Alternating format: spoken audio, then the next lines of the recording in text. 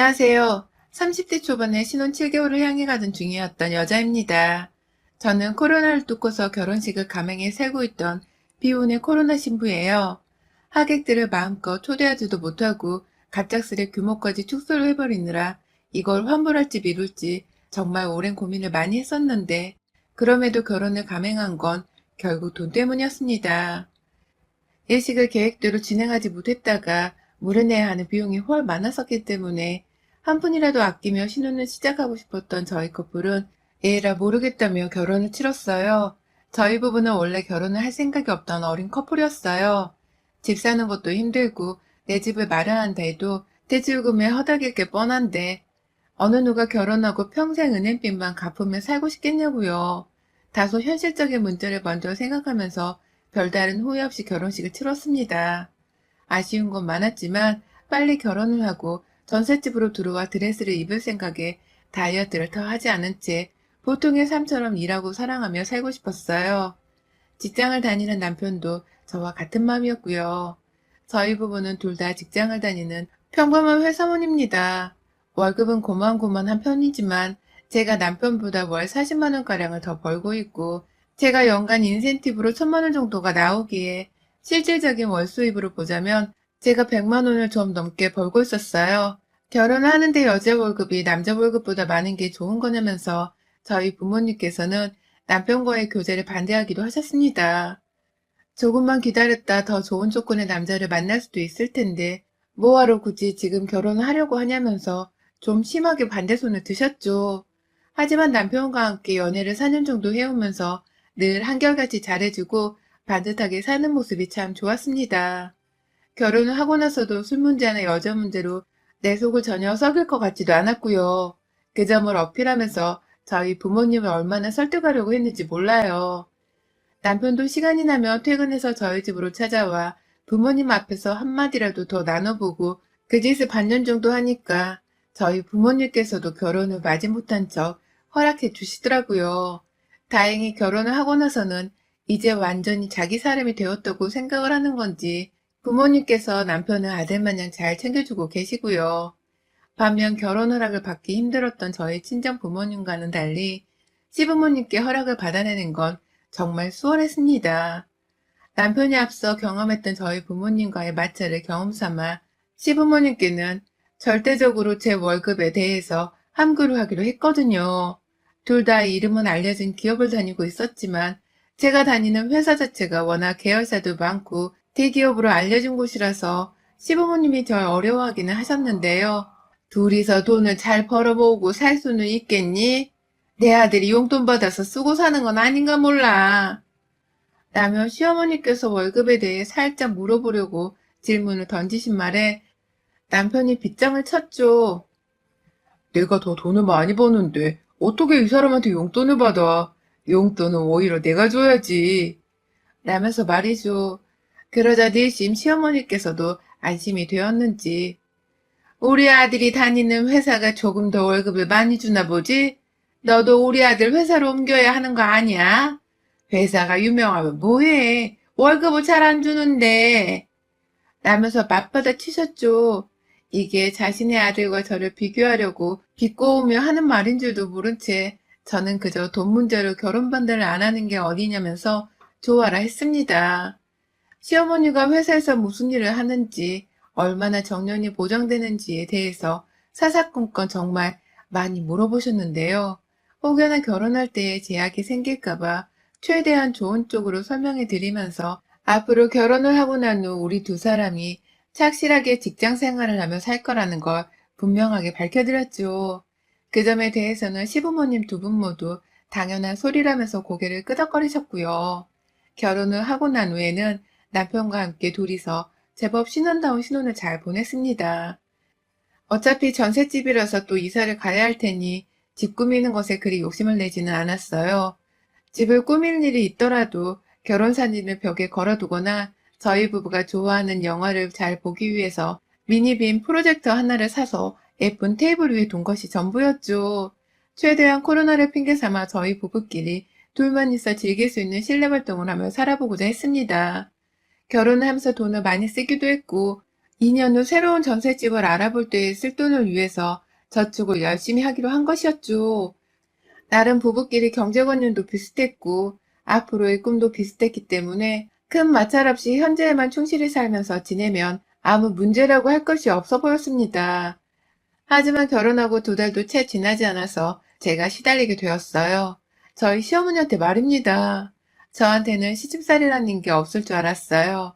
시어머니가 아들을 좀 귀하게 여기고 제 앞에서도 엉덩이를 두드리고 머리를 쓰다듬는 등 아기 다루듯이 대하는 걸 좀 당황스럽게 보긴 했지만 그 정도는 모자 관계에서 충분히 있을 수 있는 일이라 생각했습니다.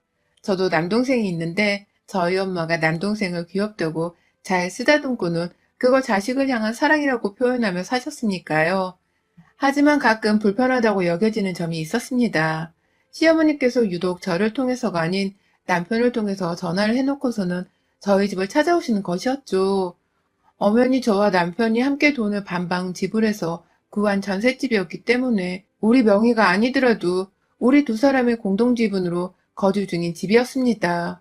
함께 사는 배우자가 있는 결혼한 자식인데도 불구하고 저희 시어머니께서는 저에게 한 번도 물어보지를 않으신 채 그냥 남편한테만 쪼르륵 연락을 하셨다가 저희 집을 찾아오시더라고요.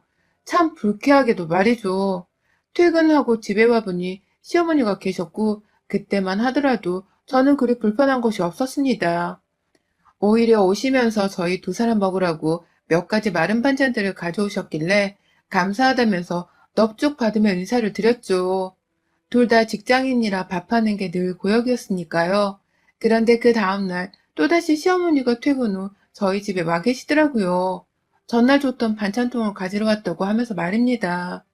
직장 거리 때문에 같은 시각에 퇴근을 하더라도 늘 남편이 저보다 먼저 집에 도착하는 편이었는데요. 남편이 문을 열어주는 건지 아니면 시어머니가 혼자서 저희 집에 먼저 와 계셨던 건지는 잘 모르겠더라고요. 하지만 늘 2사람이 저희 집안에 같이 있는 모습이 목격되었습니다. 바로 전날 반찬을 가져다 줘놓고는 제가 바로 새로운 통에 옮겨 담기를 원하셨었는지 다음날 또다시 찾아와서는 내 반찬통 줘야지 라면서 볼 일이 있어 찾아왔다는 걸 어필하셨어요. 그리고는 또 며칠 후 새로운 반찬거리를 가져와서는 저희 집에 놓고 가시더니만 그 다음날 또다시 반찬통을 가지러 왔다며 저희 집에 와 계셨죠. 그쯤 되니 저도 한마디 해야겠더라고요. 퇴근 후 제대로 쉬지도 못하고 이게 뭐냐면서 제 아무리 오실 때마다 반찬을 가져오신다 하더라도 너무 자주 오시는 건 나도 못 봐주겠다며 남편에게 저를 존중해달라고 큰 소리를 냈습니다. 그렇게 엄마를 자주 보고 살 거면 그냥 도로 집으로 들어가라면서 나도 우리 엄마 얼굴 보고 살고 싶다며 급기야 신혼 초에 헤어지자는 소리만 안 했을 뿐 별거 하잔 말을 뱉어냈어요. 그제서야 남편도 자기가 좀 지나쳤다는 걸 알고는 있었는지 엄마가 자꾸 집에 먼저 와 계시더라고 라면서 미안하다 사과를 하더라고요. 그때 처음 알았습니다. 시어머니께서 남편이 열어주는 문을 통해 우리 집에 들어오신 게 아니라 혼자서 비밀번호를 누르고서 아무도 없는 저희 집 안에 들어와 계셨다는 것을 말입니다. 너무 기가 막혀서 남편에게 바로 역정을 쏟아냈어요. 나는 우리 엄마한테 우리 집 비밀번호도 안 가르쳐 줬는데 너는 가르쳐 준 거니? 여기 너네 집 아니고 우리 집이야. 나도 이 집 구할 때 정확히 돈의 반을 냈다고. 그런 건 나한테 미리 물어보고 상의를 했어야 하는 거 아니야? 라고 말이죠. 그러자 남편은 나도 알지. 나도 안 가르쳐 줬어. 근데 엄마가 혼자서 비밀번호를 추측하고 열었더라고. 우리 결혼기념일 말이야. 라면서 자신도 어쩔 수 없었다고 머리를 쥐어 싸매더군요. 그 순간 저는 정말 온몸에 닭살이 쫙 돌았습니다. 그러니까 남편의 말대로라면 시어머니가 저희 집 비밀번호인 저희 부부의 결혼기념일을 추측하고서 혼자 문을 따고 들어왔다는 소리잖아요. 내일 모레 환갑이신 분께서 그런 치밀함까지 내세워서는 아들 부부네 집안에 들어왔다고 생각하니 난감하고 무서웠습니다. 너무 기분이 더러웠던 나머지 그 소리를 듣자마자 바로 저는 우리 집 현관 비밀번호를 변경했습니다. 제가 어릴 적부터 사용하던 비밀번호를 입력했기 때문에 시어머니가 절대로 추측조차 할 수 없는 번호였어요. 남편도 그 자리에서 절대로 자기 엄마한테 비밀번호를 공유하지 않을 거라면서 제게 약속을 해줬고요. 그리고 실제로 그 후로는 몇 주 정도 시어머니께서 저희 집에 오질 않으셨습니다. 혹 우리 집에 멋대로 또 보셨다가 비밀번호가 변경되어 있는 걸 알고서는 빈정이 상해서 집으로 돌아가신 게 아닐까 싶더군요. 그렇게 생각을 하니 시어머니가 더욱 괘씸했어요. 하지 말아야 할 일인 줄 알면서 멋대로 우리 집에 들락날락 거리다가 이제서야 발길을 끊었다 생각하니 열불이 터졌죠. 혹여나 우리 집에 와서 내 살림들을 뒤져보며 내가 며느리 짓을 잘하고 있나 확인하셨던 게 아닌가 싶어서 생각하면 할수록 분한 마음이 컸습니다. 하지만 저도 차마 예상하지 못했던 더 큰 문제는 따로 있었습니다. 절대로 감히 상상도 못했던 일이었기에 저는 극도의 공포심까지 느끼면서 당장 이사를 가야 하나 말아야 하나를 고민하기까지 했어요. 시어머니가 우리 집으로 발길을 끊고 나신 후 저는 드디어 다시 신혼을 되찾은 것 같다면서 좋아라 했습니다. 남편도 내심 퇴근 후에 자기 엄마가 아닌 저하고 단둘이 있을 수 있게 된 것을 반가워하는 눈치였고요. 남편은 퇴근을 먼저 하고서는 꼭 저 대신 혼자서 집안 살림도 맡아서 해주었고요. 시어머니의 잦은 방문으로 인해 그동안 저에게 미안한 마음이 컸었는지 퇴근을 하고 와보면 집이 아주 그냥 삐까뻔쩍할 정도로 깔끔하게 잘 정돈이 되어 있고는 했습니다. 평소 남편이 자잘한 간식 같은 건 제게 잘 만들어주던 편이었는데 이번에는 혼자서 인터넷을 보고는 반찬 같은 것도 만들어 놓더라고요. 시어머니의 반찬을 안 먹는 대신 내가 시어머니 마냥 우렁각시가 되어주겠다면서 우스개 농담을 하면서요. 시어머니가 제게 딱히 우렁각시 같은 존재는 아니었기 때문에 그런 농담이 별로 재밌지도 않고 공감이 가지도 않았지만 그냥 그런 남편에게 고마웠습니다.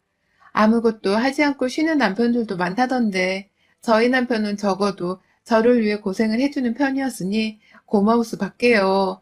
그런데 한 달 전쯤 정말 어처구니 없게도 출근 시간에 옷장 앞에서 머리가 갑자기 멍해지더라고요. 분명 제가 여름이 오기 전에 미리 사놨던 새 옷이었고 일부러 세탁소에 드라이클리닝까지 맡겨놓은 후 비닐 포장도 뜯지를 않고 있었어요. 그 옷이 홀라당 사라져버린 것입니다. 평소에는 계절이 안 맞으니까 입을 생각도 하지 못했던 바람에 옷이 옷장 안에 있는지 없는지를 알 수가 없었어요. 그런데 갑자기 입으려니 안 보였어요. 남편에게 손댔냐고 물어봐도 남편은 전혀 모르는 눈치였고 주말까지도 퇴근하면 저랑 24시간을 붙어있는 사람이었기 때문에 남편은 전혀 의심을 가지 않았습니다. 혹여나 집에 도둑이라도 들었던 건가 싶은 마음에 이윽고 옷장을 샅샅이 뒤져보며 다른 옷들까지 살펴봤는데요. 급기야 사라진 치마가 하나 더 있더라고요. 정장 치마라서 상의랑 하의가 세트인 옷인데 보란듯이 누군가가 하의만 가져가 버렸어요. 이쯤 되니 불현듯 한 사람이 머릿속을 스쳤습니다. 저희 시어머니 말입니다. 하지만 의심할 정황이 없었어요. 저희 집에 왔을 땐 분명 반찬을 주시고는 오히려 빈손으로 집을 나가셨는데 옷을 언제 어디서 어떻게 훔쳐갔겠냐고요. 아무리 생각해도 말이 맞지 않았고 옷은 아무리 찾아봐도 집안 어느 곳에서도 발견되지 않았습니다. 첩첩산중인 상황에 정신이 혼미해졌죠. 한두 푼도 아닌 몇십만 원짜리 옷들이 사라졌으니 저로서는 돈이 아깝다는 생각 때문에 빨리 옷을 찾아야 했어요. 하지만 문제는 그것만이 아니었습니다.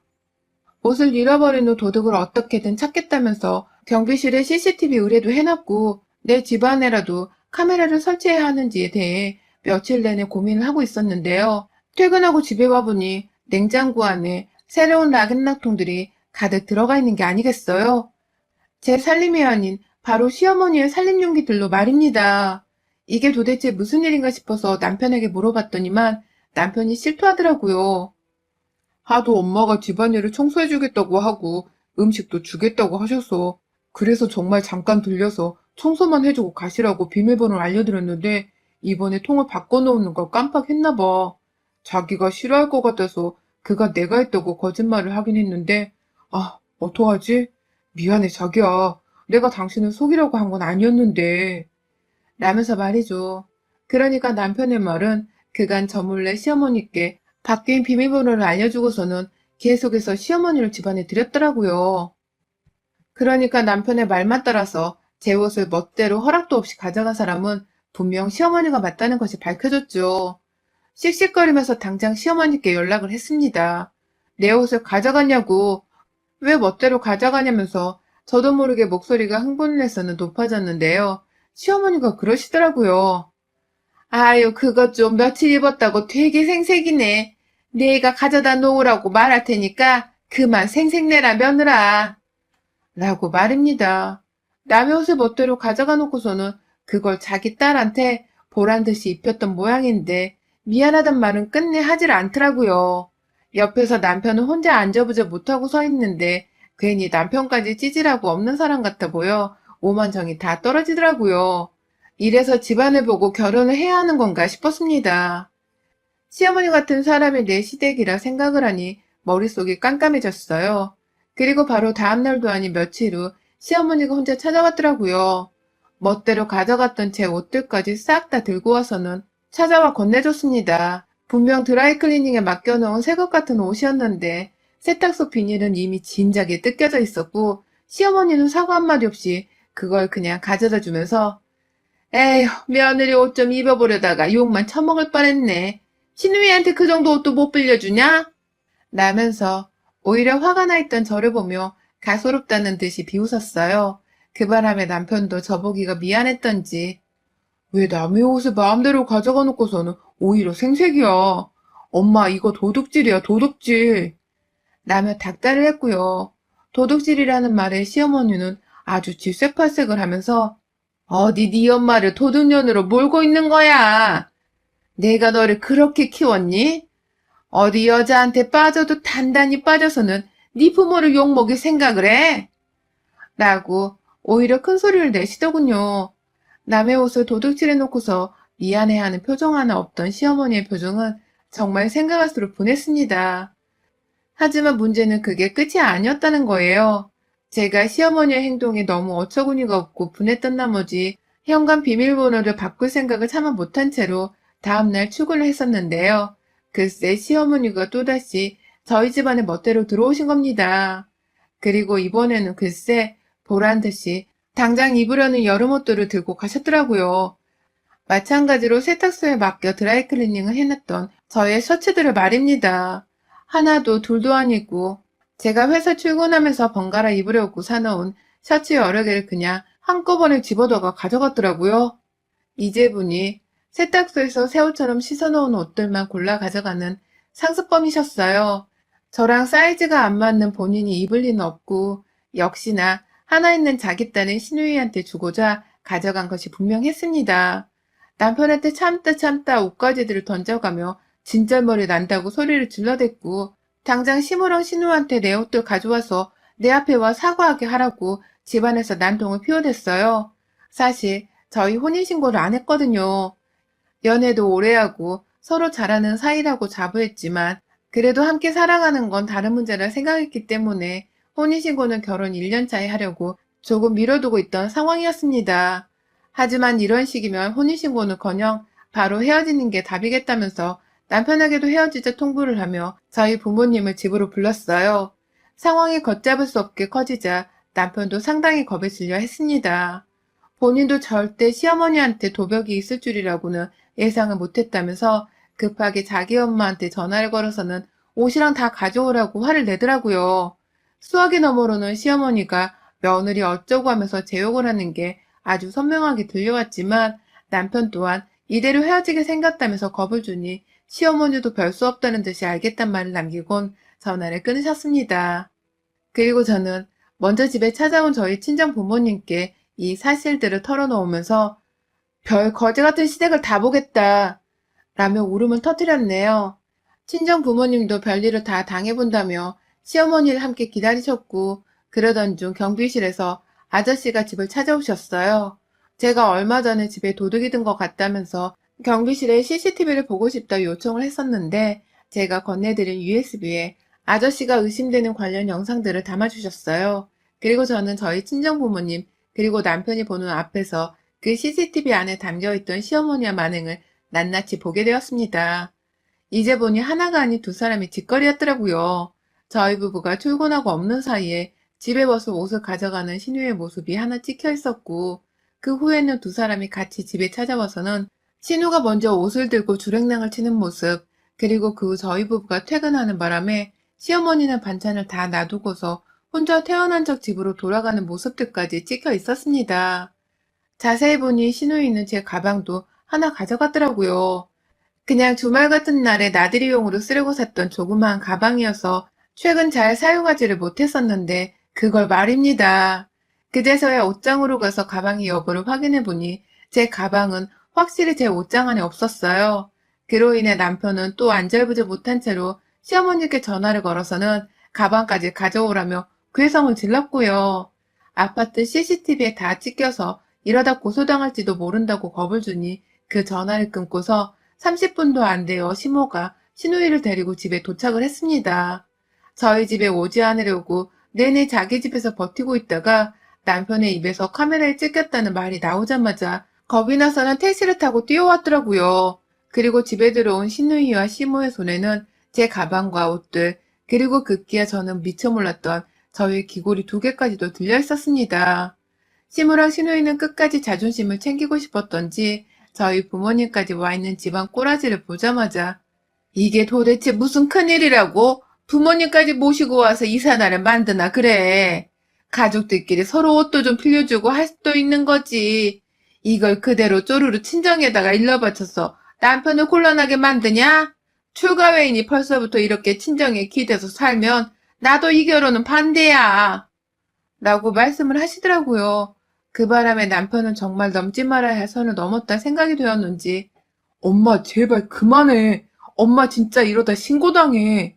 라며 자제하라고 입을 틀어막으려 했지만 옆에서 그 엄마의 그 딸이라는 걸 보여주겠다는 듯이 오빠는 가만히 있어. 그냥 빌려간 거 가지고 무슨 신고. 라며 코웃음 치는 신우의 모습에 제가 더 이상 참을 수가 없었습니다. 아버지는 그 자리에서 바로 경찰에 신고를 했어요. 우리가 카메라에 절도하는 시모와 신우의 모습까지 다 가지고 있었기에 신고뿐만 아니라 절도죄로 형사고소도 가능한 상황이었기에 망설일 필요가 없었습니다. 저는 절대로 시모 신우랑은 합의가 절대 없을 거라는 말과 함께 그 자리에서 남편의 얼굴에 주먹을 가격해버렸습니다. 시어머니는 지 아들이 며느리 주먹에 얼굴을 맞고 코피를 터뜨리자 비명을 질렀는데요.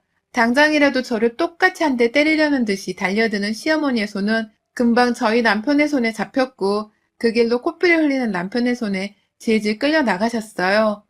옆에서 저희 시누이는 제 손에 피 흘리는 자기 오빠의 모습에 충격을 받았는지 겁먹고 가만히 서 있다가 너도 한 대 때려줘? 나한테 뒤져보고 나갈래? 아님 네 손으로 나갈래? 라며 주먹을 치켜 세우니 제 발로 제 집을 뛰쳐나갔습니다. 그리고 저희 부모님은 무조건 고소로 끝내고 위자료까지 받아내라며 시모와 시누이까지 모두 다 절도죄로 형사고발을 했고 사실 혼인관계에 파탄 책임을 물어 두 사람 모두에게 정신적인 위자료 청구까지 하려고 했지만 저희 부모님께 무릎까지 꿇어서는 사죄를 하는 남편의 모습에 그것만큼은 용서하고 봐주기로 했습니다. 남편은 참 좋은 사람이었지만 저 몰래 자기 엄마한테 집 비밀번호를 알려준 것만으로도 실망스러웠었고 또 남편과 결혼을 하게 되면 그놈의 시어머니랑 시누랑은 영영 떨어지지 못한 채 살아야 한다는 게 너무 정떨어져서 후회 없이 갈라서기로 했네요. 절도죄는 형식적으로 진행했지만 물건들을 모두 되찾았기 때문에 두 사람에게는 합의금을 받아내며 끝이 났고요. 남편과는 전세자금을 당장 뺄 수가 없어서 재산 분할이 도로 힘들었었는데 저에게 미안했는지 자기가 대출까지 받아서는 제게 위자료를 500만 원을 더해 전세자금 반을 돌려주더라고요. 그렇게 저는 금전적인 손해는 없이 정신적인 손해만 가득 껴안은 채 남편과 이별을 택했습니다. 남들이 보면 동거하다 헤어진 줄 알 만큼 너무나 짧은 시간 동안 참 별일이 다 있었던 결혼 생활이었네요. 비혼의 코로나 신부에서 이제는 비혼의 동거녀가 된 기분입니다. 그래도 언제든지 내 물건에 손을 댈 수 있었던 도벽 있는 시모와 시누이로부터 멀어진 지금이 저는 결혼해서 살던 때보다 훨 마음이 편안합니다. 여러분의 생각은 댓글로 남겨주세요. 오늘도 시청해주셔서 정말 감사합니다.